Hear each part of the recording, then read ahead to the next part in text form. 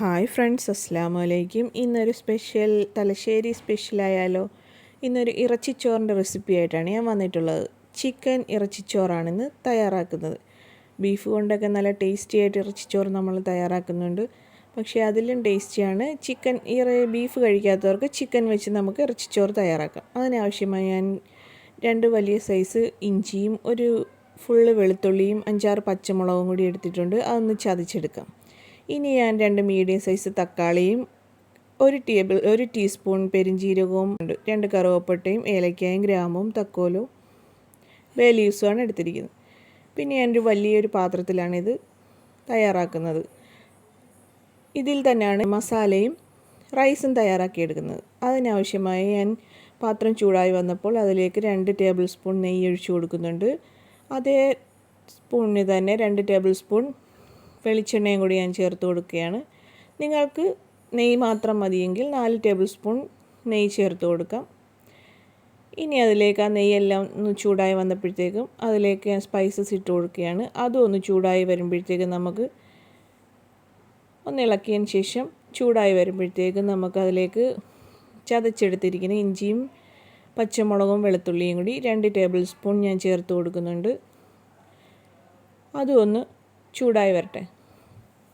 ഒന്ന് വഴറ്റിയതിന് ശേഷം ആ പച്ചമണമൊക്കെ മാറിയതിന് ശേഷം ഞാനിവിടെ എടുത്തിരിക്കുന്ന 2-3 സവോള ഞാൻ എടുത്തിട്ടുണ്ട്. അതിലേക്ക് ഒന്ന് വഴണ്ട് വരാൻ ആവശ്യത്തിന് ഉപ്പും കൂടി ചേർത്തൊന്ന് വഴറ്റിയെടുക്കാം. ഉള്ളിയെല്ലാം നല്ലതുപോലെ ഒന്ന് വഴറ്റി എടുത്തിട്ടുണ്ട്. ഇനി നമുക്കതിലേക്ക് കട്ട് ചെയ്ത് വെച്ചിരിക്കുന്ന തക്കാളിയും കൂടി ചേർത്ത് കൊടുക്കാം. തക്കാളിയും കൂടി ഇട്ടൊന്ന് വഴറ്റി ഒന്ന് അടച്ച് വെച്ചൊന്ന് കുക്ക് ചെയ്യാം. ആ തക്കാളിയൊക്കെ ഒന്ന് പെട്ടെന്ന് വെന്ത് കിട്ടാൻ വേണ്ടിയാണ് ഒന്ന് അടച്ചു വെച്ചിരിക്കുന്നത്. ഇപ്പോൾ ആ തക്കാളിയും ഉള്ളിയെല്ലാം നല്ല രീതിയിൽ സോഫ്റ്റായി വന്നിട്ടുണ്ട്. നല്ല പേസ്റ്റ് രൂപത്തിൽ നല്ലതുപോലെ വെന്ത് വന്നിട്ടുണ്ട്. ഇനി നമുക്ക് കഴുകി വൃത്തിയാക്കി വെച്ചിരിക്കുന്ന ചിക്കനും കൂടി ചേർത്ത് കൊടുക്കാം. ഞാൻ ചെറിയ പീസാക്കിയാണ് കട്ട് ചെയ്തെടുത്തിരിക്കുന്നത് ചിക്കനെല്ലാം. ചിക്കനും കൂടിയിട്ട് നല്ലതുപോലെ ഒന്ന് മിക്സ് ചെയ്യാം. 2-3 മിനിറ്റ് ഒന്ന് നല്ലതുപോലെ ഒന്ന് മിക്സ് ചെയ്തതിന് ശേഷം വീണ്ടും ഒന്ന് അടച്ച് വെച്ച് കുക്ക് ചെയ്യാം. ഇപ്പോൾ ചിക്കനിലെ വെള്ളമെല്ലാം ഒന്ന് ഇറങ്ങി ചിക്കൻ്റെ കളറെല്ലാം ഒന്ന് മാറി വൈറ്റ് കളറിലായിട്ട് വന്നിട്ടുണ്ട്. കണ്ടോ, ചിക്കൻ്റെ കളറൊക്കെ ഒന്ന് മാറി വന്ന് ചെറുതായി ഒന്ന് കുക്കായി വന്നിട്ടുണ്ട്. ഒന്നുകൂടി മിക്സ് ചെയ്ത് കൊടുക്കാം. എന്നിട്ട് അതിലേക്ക് നമുക്ക് പൊടികളൊക്കെ ഒന്ന് ചേർത്ത് കൊടുക്കാം. ഇതിലേക്ക് ആവശ്യമായ പൊടികൾ 1/4 ടീസ്പൂൺ മഞ്ഞൾപ്പൊടിയും 1.5 ടേബിൾ സ്പൂൺ മുളക് പൊടിയും 1.5 ടേബിൾ സ്പൂൺ മല്ലിപ്പൊടിയും 1/2 ടീസ്പൂൺ കുരുമുളക് പൊടിയും ഗരം മസാല 1/2 ടീസ്പൂൺ ചേർത്ത് കൊടുക്കുന്നുണ്ട്. 1/2 ടീസ്പൂൺ പെരുംജീരക പൊടിയുമാണ് ചേർത്ത് കൊടുക്കുന്നത്. ആവശ്യത്തിനുള്ള ഉപ്പും കൂടി ചേർത്ത് ഒന്നുകൂടി മിക്സ് ചെയ്തതിന് ശേഷം നമുക്ക് അടച്ചു വെച്ച് ചിക്കൻ ഒന്ന് കുക്ക് ചെയ്തെടുക്കാം. ഹാഫ് കുക്ക് ആകുകയോ 7-8 മിനിറ്റ് ഒന്ന് കുക്ക് ചെയ്തെടുക്കാം.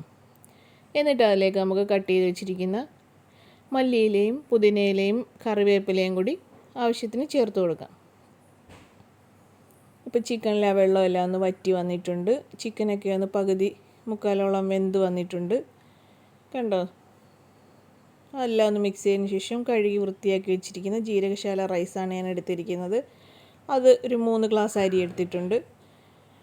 അത് ഇതിലേക്കിട്ടൊന്ന് മിക്സ് ചെയ്തതിന് ശേഷം അത് കുക്കാവുന്നതിന് ആവശ്യമായ വെള്ളവും കൂടി ചേർത്ത് ഒന്നുകൂടി ഒന്ന് മിക്സ് ചെയ്ത് ആവശ്യത്തിന് ഉപ്പും ചേർത്തൊന്ന് മിക്സ് ചെയ്ത് അടച്ച് കുക്ക് ചെയ്തെടുക്കാം. 8-9 മിനിറ്റ് ഒന്ന് കുക്കായി വരട്ടെ.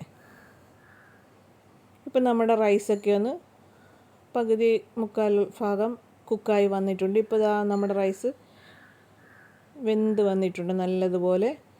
നല്ല സൂപ്പർ ടേസ്റ്റി ആയിട്ടുള്ള ഇറച്ചിച്ചോറാണിത്. ചിക്കൻ ഇറച്ചിച്ചോറ് ഇവിടെ റെഡിയായിരിക്കുകയാണ്. എല്ലാവരും ഒന്ന് ട്രൈ ചെയ്ത് നോക്കുക. എൻ്റെ ഈ വീഡിയോ ഇഷ്ടമായാൽ ലൈക്ക്, ഷെയർ, സബ്സ്ക്രൈബ് ചെയ്യാൻ മറക്കരുത്. തൊട്ടടുത്ത് കാണുന്ന ബെല്ലൈക്കൺ കൂടി എനേബിൾ ചെയ്യുക.